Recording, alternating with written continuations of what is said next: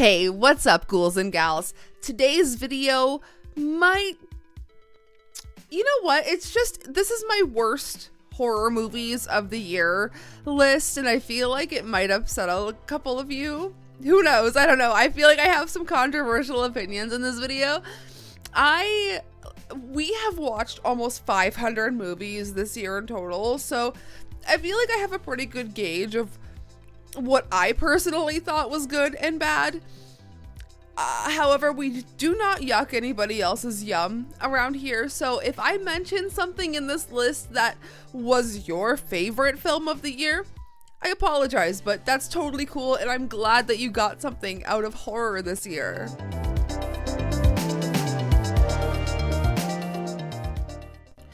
However, today we have 10 films. I did not want to overwhelm this list because the next two, my honorable mentions and my best films of the year, are quite long. So I just didn't want to overwhelm with negative. So today we are here with 10 films that I thought were the worst horror films of 2024. These are in no particular order. It's just 10 films. You can kind of see that it's as I was watching them throughout the year, I was keeping this list. But if you do enjoy, please go ahead and give this video a thumbs up, subscribe for more, check out all of my links down below if you would like to see any more of me or support the channel any further. Let's just get right into it today. Starting off with number 10 and Night Swim. A family moves into a new home unaware that a dark secret from the house's past will unleash a malevolent force in the backyard pool. I did not like this film at all. I thought it had a couple of moments that were all right, but the short film that this film was kind of created upon, the short film is so much better than the full length. And I love short films for that reason, because I feel like so much horror can be packed into a small, short amount of time if it's done right. But sometimes when you take that short, sweet premise and put it into a full-length film, it becomes clunky and weird and doesn't work. And Night Swim was a perfect example of that. This one got 4.7 out of 10 on IMDb. And I think, to my knowledge, I don't think there's any movie that's past like 6 out of 10 on this list. Moving on to Baghead. A young woman inherits a rundown pub and discovers a dark secret within its basement. Baghead. It's a shape-shifting creature that lets one speak to lost loved ones, but not without consequences.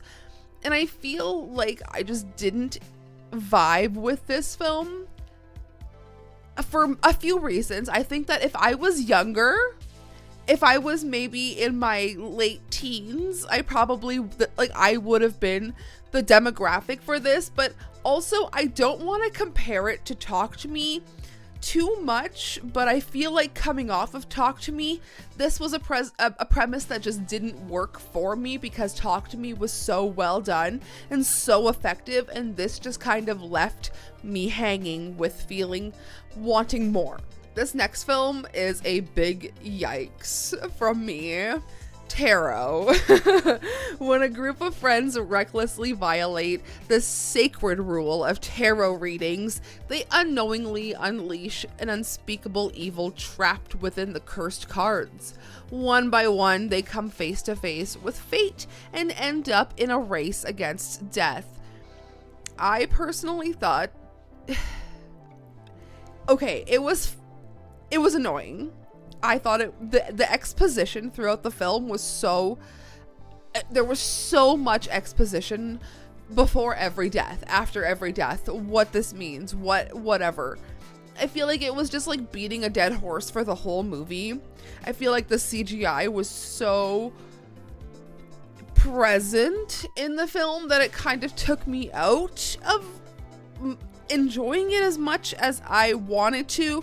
A few jump scares got me, but that's only because I am a baby back bitch. But I just did not like Tarot at all. I think I rated it a 1 star. I just truly thought it was a goofy film, and I piggybacking on that.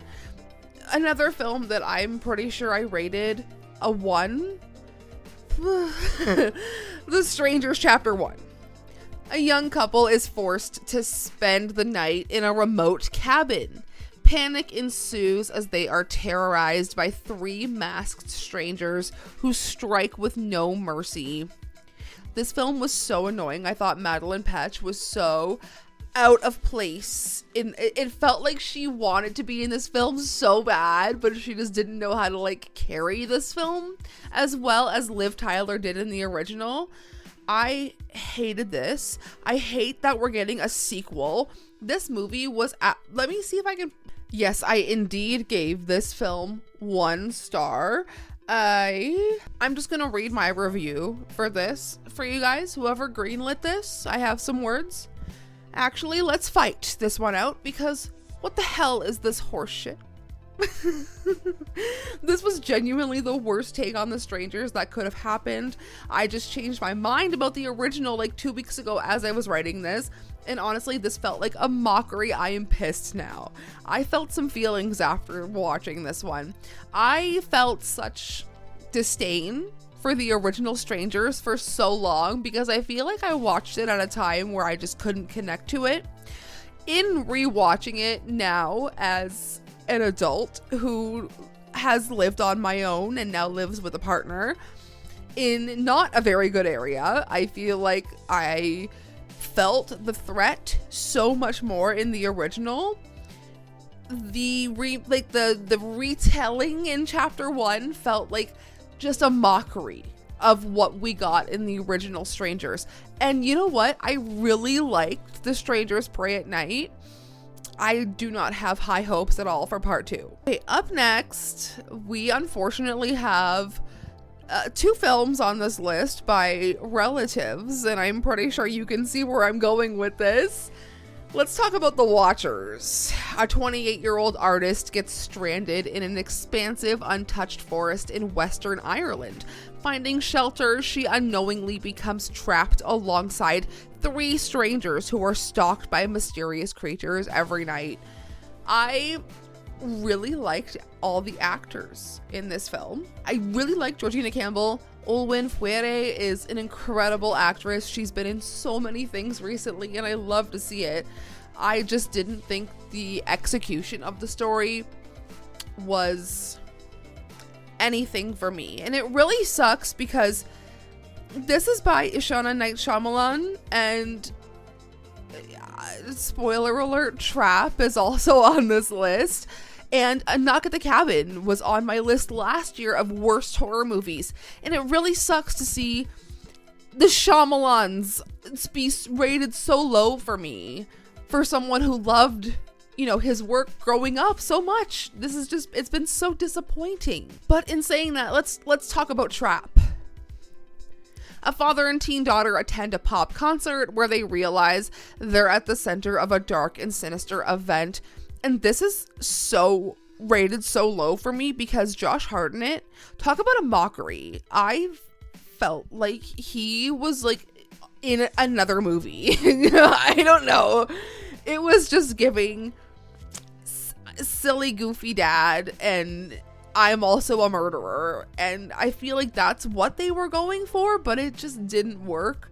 The daughter in this film, the little girl who played the daughter, was actually the best part of the film. She was a very good actress. But this was just a slog. Oh my goodness.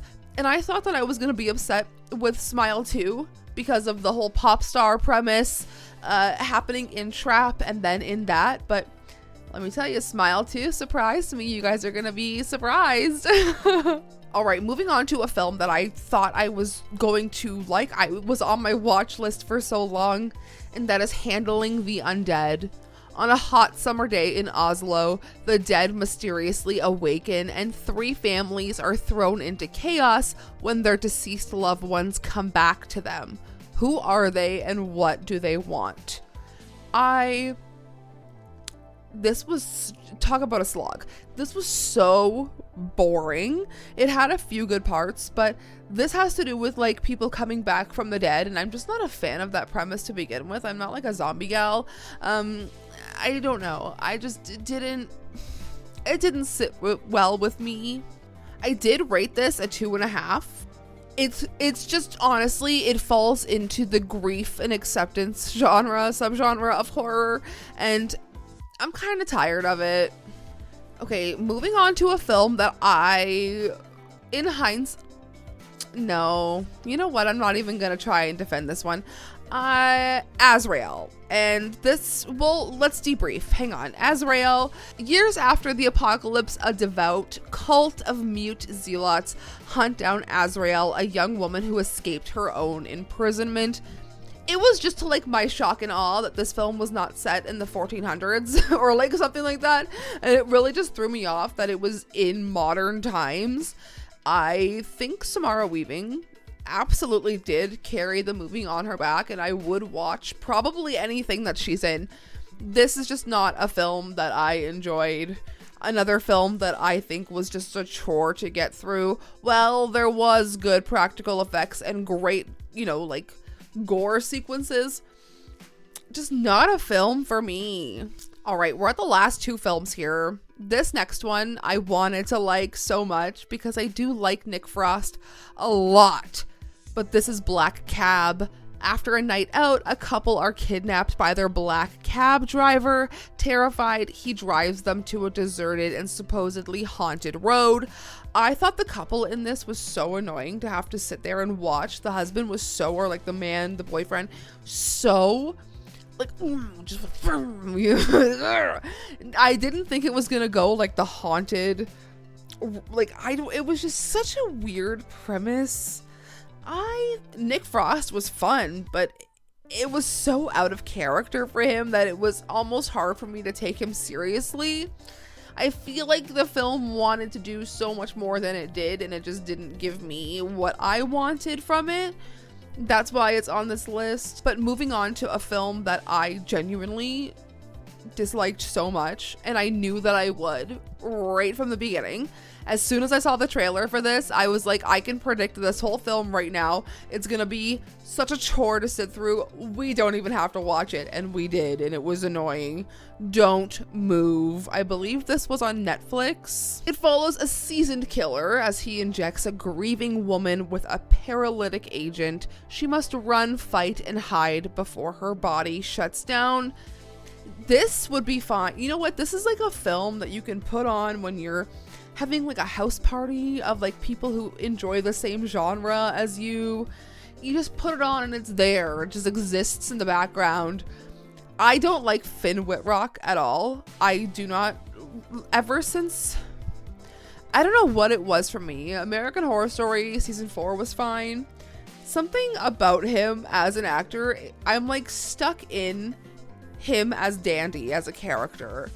And I just don't see him evolving as anything else, but that's just my opinion. I don't know. I kind of feel like he's just the same guy in everything, and he doesn't give us much range.